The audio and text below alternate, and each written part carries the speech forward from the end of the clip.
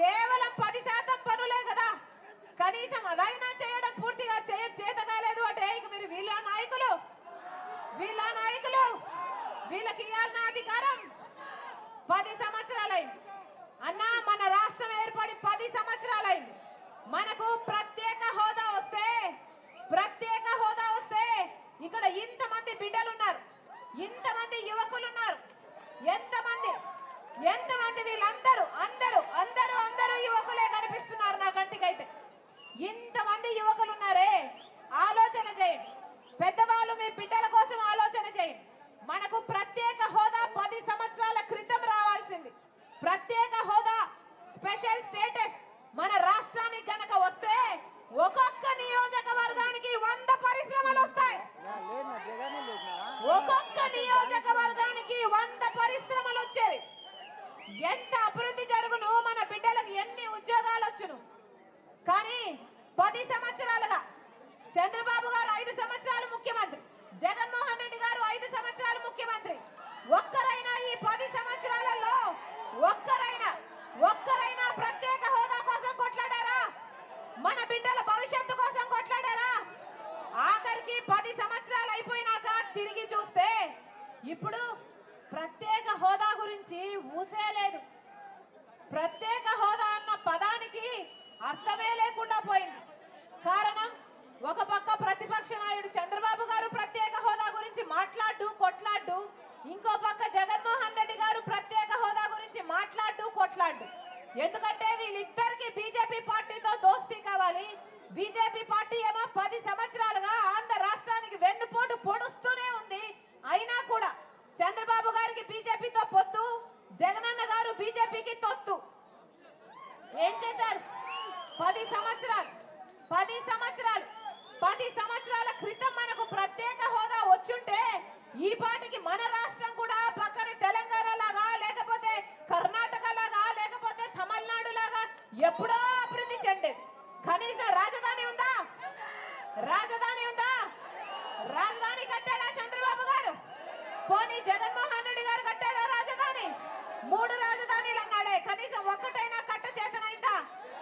వీళ్ళ నాయకులు వీళ్ళ ఓట్లేసి గెలిపిస్తే వీళ్ళు బీజేపీ పార్టీకి పొత్తులు పెట్టుకుంటారు తప్పితే ప్రజల గురించి ఆలోచన చేయటం లేదు. మీ గురించి మీరు ఆలోచన చేయాలి, మీ బిడ్డల గురించి మీరు ఆలోచన చేయాలి. అందుకే చెప్తున్నాం, ఓటు ఎవరికి వేస్తున్నామని ఆలోచన చేసి ఓటు వేయండి. వీళ్ళందరూ చంద్రబాబు గారైనా జగన్మోహన్ రెడ్డి గారైనా ప్రజలకు వెన్నుపోటే పొడుస్తున్నారు. వ్యవసాయం ఎలా ఉండేదన్నా? రాజశేఖర రెడ్డి గారు ఉన్నప్పుడు మద్దతు ధర ఉండింది, డ్రిప్ మీద సబ్సిడీ ఉండింది, వ్యవసాయం మీద యంత్రాల మీద ఉండింది, పంట నష్టపోతే పంట నష్టపరిహారం ఉండింది, రుణమాఫీ ఉండింది. ఎన్ని చేశాడు రాజశేఖర రెడ్డి గారు? ఇప్పుడు జగన్మోహన్ రెడ్డి గారి హయాంలో కనీసం డ్రిప్ మీద సబ్సిడీ ఉందా? పంట నష్టపోతే పంట నష్టపరిహారం ఉందా? పంట పండిస్తే మద్దతు ధర ఉందా?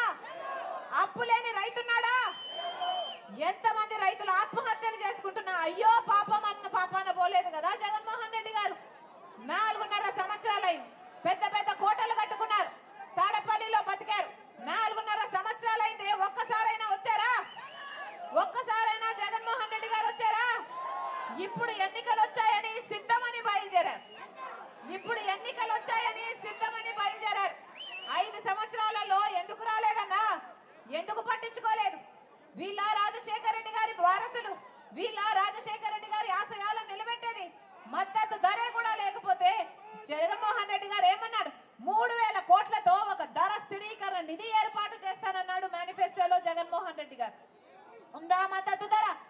4000 కోట్లతో ప్రతి సంవత్సరం పంట నష్టపరిహారం కోసం పక్కన పెడతానన్నాడు జగన్మోహన్ రెడ్డి గారు. ఒక్కసారైనా పంట నష్టపరిహారం ఇచ్చారా జగన్మోహన్ రెడ్డి గారు?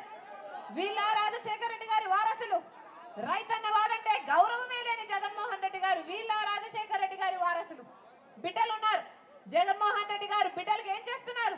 రాజశేఖర రెడ్డి గారు అయితే ఎన్ని ఉద్యోగాలు ఇచ్చారు?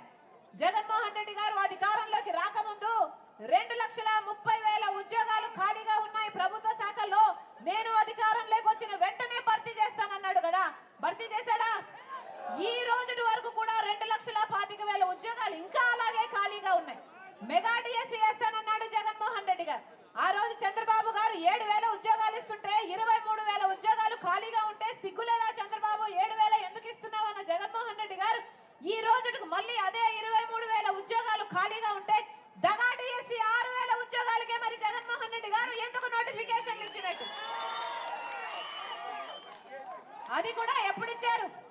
కూడా ఎప్పుడు ఇచ్చారు? ఆఖరికి ఆఖరికి ఇప్పుడు ఇక ఎలక్షన్లు వచ్చాయని ఇప్పుడు ఆఖరిలో ఇస్తే ఇక నోటిఫికేషన్లు 2 నెలల ముందు ఎలక్షన్లు ఇస్తే పరీక్షలు ఎప్పుడు జరగాలి, మన బిడ్డలకు ఉద్యోగాలు ఎప్పుడు రావాలి? ఇది అయ్యేదా సచ్చేదా? కనీసం కుంభకర్ణుడైనా 6 నెలలు నిద్రపోతాడు, 6 నెలలు పనిచేస్తాడే.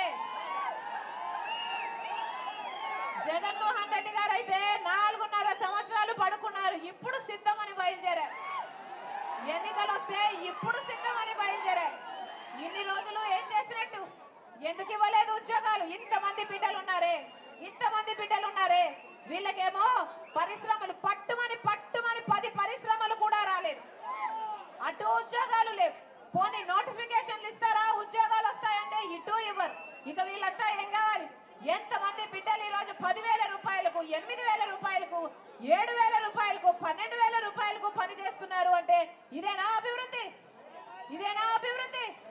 ఎక్కడికి పోతుంది మన ఆంధ్ర రాష్ట్రం? ఎక్కడికి పోలేదు. 10 సంవత్సరాల క్రితము ఎక్కడ వేసిన గొంగలి ఈ రోజుకు కూడా గొంగలి అక్కడే ఉంది. ఏ మాత్రం అభివృద్ధి చెందలేదు. పక్క రాష్ట్రాలన్నీ వేగంగా దూసుకుపోతున్నాయి, మనం మాత్రం వెనకబడ్డాం. 20 సంవత్సరాలు వెనక్కిపోయింది మన రాష్ట్రం. అభివృద్ధి అంటే ఇదేనా? ఏం చెప్పాడు జగన్మోహన్ రెడ్డి గారు? రాజశేఖర రెడ్డి గారు మాటిస్తే మాట తప్పనివాడు. జగన్మోహన్ రెడ్డి గారేమో మాటిస్తే ఆ మాటలు మొత్తం ఫ్యాన్ గాలికి కొట్టుకుపోయాయి.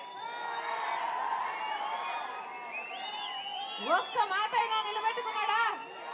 ఒక్క మాటైనా నిలబెట్టుకున్నాడా? పూర్తి మద్యపాన నిషేధం చేస్తానని జగన్మోహన్ రెడ్డి గారు చెప్పలేదా? ఇలాగే ఎలక్షన్ల ముందర నేను కూడా నిలబడి జగన్మోహన్ రెడ్డి గారికి ఓట్లేయండి అక్క, జగన్మోహన్ రెడ్డి గారికి ఓట్లేయండమ్మా, పూర్తి మద్యపాన నిషేధం చేస్తాడట అని నేను కూడా చెప్పిందాన్ని. ఏం చెప్పాడు జగన్మోహన్ రెడ్డి గారు?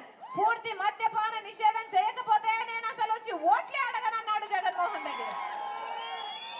మేనిఫెస్టోలో పెడుతున్నాను, మేనిఫెస్టో అంటే నాకు బైబిల్తో సమానం, ఖురాన్తో సమానం, భగవద్గీతతో సమానం అని చెప్పాడు జగన్మోహన్ రెడ్డి గారు. మరేమైంది? అయిందా మద్యపాన నిషేధం? అయిందన్నా? మద్యపాన నిషేధం కాలేదు కదా, ఇప్పుడు సర్కారే జగన్మోహన్ రెడ్డి గారు స్వయంగా మద్యం అమ్ముతున్నాడు. భూమట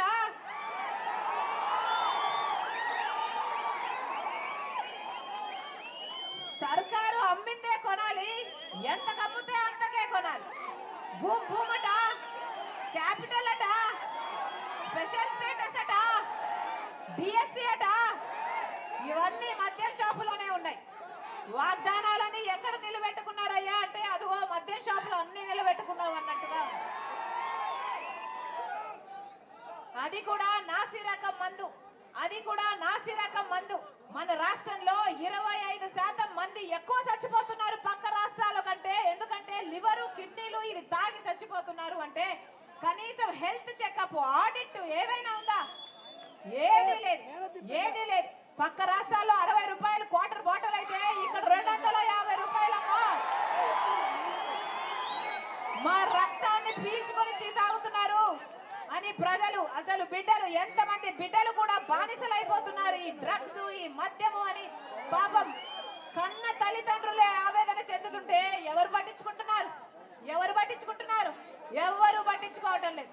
ఎక్కడ చూసినా వైన్ మాఫియా, ఎక్కడ చూసినా మైన్ మాఫియా, లేకపోతే శాండ్ మాఫియా, లేకపోతే ల్యాండ్ మాఫియా.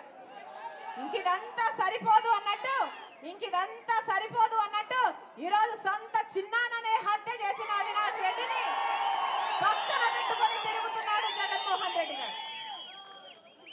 ఆగాలి, ఆగాలి. ఈ హత్య రాజకీయాలు ఆగాలి, ఈ గుండాయిజం ఆగాలి, ఈ మాఫియా రాజకీయాలు ఆగాలి. బుద్ధి చెప్పాల్సినప్పుడు మీరు బుద్ధి చెప్పాలి, ఆదరించాల్సినప్పుడు మీరు ఆదరించాలి. ఈ రోజు రాజశేఖర రెడ్డి బిడ్డ కాంగ్రెస్ పార్టీలో చేరింది అంటే ఎందుకు చేరింది?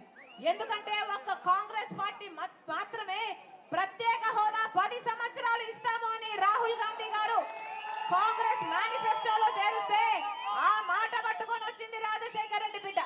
ఒక్క కాంగ్రెస్ పార్టీ వల్ల మాత్రమే ప్రత్యేక హోదా సాధ్యం, ఒక్క కాంగ్రెస్ పార్టీ వల్ల మాత్రమే పోలవరం సాధ్యం, ఒక్క కాంగ్రెస్ పార్టీ వల్ల మాత్రమే రాజధాని సాధ్యం. మన బిడ్డల భవిష్యత్తు బాగుండాలి అంటే ఒక్క కాంగ్రెస్ పార్టీ వల్ల మాత్రమే ఇది సాధ్యం అని ఈరోజు రాజశేఖర రెడ్డి బిడ్డ కాంగ్రెస్ పార్టీలో చేరింది. రాజ్యాలు ఏలడానికి రాలేదు, పదవులను అనుభవించడానికి రాలేదు. ఆంధ్ర రాష్ట్రంలో ఒక పక్క పాలక పక్షం, ఒక పక్క ప్రతిపక్షం, ఒక పక్క చంద్రబాబు గారు, జగన్మోహన్ రెడ్డి గారు ప్రత్యేక హోదా ఊసే లేకపోతే కనీసం ప్రత్యేక హోదా గురించి కొట్లాడే గొంతే ఇక్కడ లేదు. కాబట్టి కనీసం ప్రత్యేక హోదా గురించి మాట్లాడేవాడే ఇక్కడ లేడు. కాబట్టి రాజశేఖర రెడ్డి బిడ్డ కాంగ్రెస్ పార్టీలో చేరింది. ఈ రోజు మీ ముందుకొచ్చి నిలబడి మాట్లాడుతుంది అంటే ఎందుకు మాట్లాడుతుంది? ఎందుకంటే మీకు అన్యాయం జరుగుతుంది కాబట్టి. ప్రత్యేక హోదా మన బిడ్డలకు రాకపోతే మన బిడ్డల భవిష్యత్తు నాశనం అయిపోతుంది. కాబట్టి ఆంధ్ర రాష్ట్రానికి ప్రత్యేక హోదా రాకపోతే ఇంకా ఇలా వెనకబడుతూనే పోతుంది తప్ప మన బిడ్డల భవిష్యత్తు బాగుండదు. మీకోసం, మీ బిడ్డల కోసం, మీ బిడ్డల కోసం, మీ బిడ్డల కోసం రాజశేఖర రెడ్డి బిడ్డ ఆంధ్ర రాష్ట్ర రాజకీయాల్లో అడుగుపెట్టింది. మీరు ఆశీర్వదించండి, మీరు ఆశీర్వదించండి. రాజశేఖర రెడ్డి బిడ్డ మీకు మాటిస్తుంది, కాంగ్రెస్ పార్టీ అధికారంలోకి వచ్చినాక ప్రత్యేక హోదా రాజశేఖర రెడ్డి బిడ్డ తీసుకొస్తుంది. ప్రత్యేక హోదా రాజశేఖర రెడ్డి బిడ్డ తీసుకొస్తుంది. మీకు మాటిస్తున్నాం. అంతేకాదు, రాజశేఖర రెడ్డి గారు ఎలాగైతే అంత సంక్షేమ పాలన, అంత అభివృద్ధి పాలన అందించారో రాజశేఖర రెడ్డి బిడ్డ మాటిస్తుంది. మీరు ఆశీర్వదించండి. ఆ రాజశేఖర రెడ్డి గారి పాలన మీ ఇంటికి తెస్తుంది రాజశేఖర రెడ్డి బిడ్డ. ఆ రాజశేఖర రెడ్డి గారి పాలన మీ గడపకు తెస్తుంది రాజశేఖర రెడ్డి బిడ్డ. మీరు ఆశీర్వదించండి. కాంగ్రెస్ పార్టీ అధికారంలోకి వచ్చినాక 2 లక్షల వరకు రైతులకు రుణమాఫీ చేస్తుంది కాంగ్రెస్ పార్టీ. 2 లక్షల వరకు రైతులకు రుణమాఫీ చేస్తుంది కాంగ్రెస్ పార్టీ. రైతు ఏ పంట అమ్ముకోవాలన్నా పెట్టుబడి మీద 50% లాభంతో కొత్త మద్దతు ధర ఇస్తుంది కాంగ్రెస్ పార్టీ. మీరు ఆశీర్వదించండి. ఉపాధి హామీ రాజశేఖర రెడ్డి గారు ఉన్నప్పుడు ఎంత వైభవంగా జరిగింది, అలాంటిది ఈ రోజు ఎంత ఇస్తున్నారు? 70 రూపాయలు, 90 రూపాయలు ఇస్తున్నారు. కాంగ్రెస్ పార్టీ హామీ ఇస్తుంది. కనీస వేతనం ప్రతి రోజు 400 రూపాయలు ఉపాధి హామీ కింద ప్రతి వారికి, ప్రతి ఒక్కరికి ఇస్తుంది కాంగ్రెస్ పార్టీ. మీరు ఆశీర్వదించండి. ఇక్కడ అక్క చెల్లెలు ఉన్నారు. అమ్మా, కాంగ్రెస్ పార్టీ మాటిస్తుంది.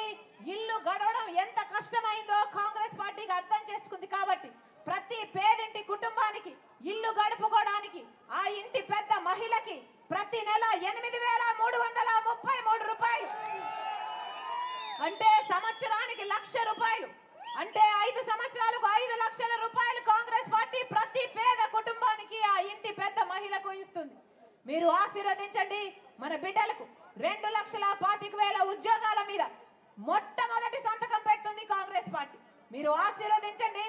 వితంతులకు, వికలాంగులకు 4,000, 6,000 రూపాయలు పెన్షన్ ఇస్తుంది కాంగ్రెస్ పార్టీ.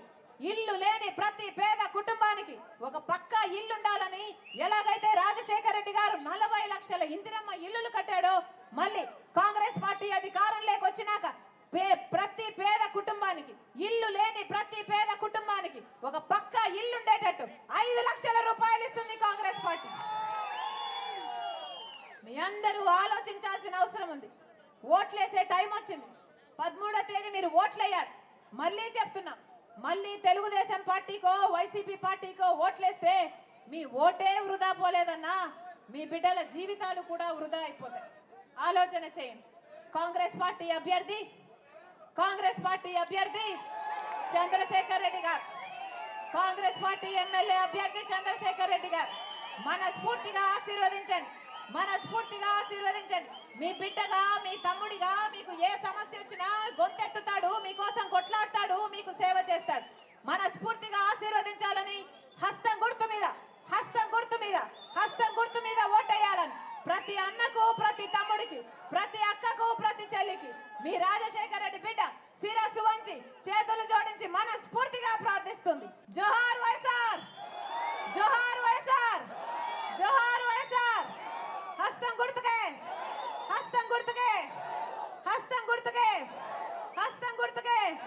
అన్నా గుర్తు చాలా ముఖ్యం, మర్చిపోకండి. అన్నా హస్తం గుర్తు, అన్నా ఆశీర్వదించండి. అమ్మా హస్తం గుర్తమ్మా, రాజశేఖర రెడ్డి గారి గుర్తు హస్తం గుర్తన్నా ఆశీర్వదించండి అన్న. బస్ స్టాండ్, బస్ డిపో కూడా లేదట కదా, ఉందా అన్నా? కనీసం బస్ డిపో కట్టడం కూడా చేత కాలేదు కదా. వీళ్ళకి ఇయ్యాలా మళ్ళీ అధికారం? వీళ్ళకి వేయాలా మళ్ళా ఓట్లు? మీ అవసరాలు పట్టించుకొని వాళ్ళకు ఓట్లేస్తే ఇలాగే ఉంటదన్న. ఆలోచన చేసి ఓటు వేయండి.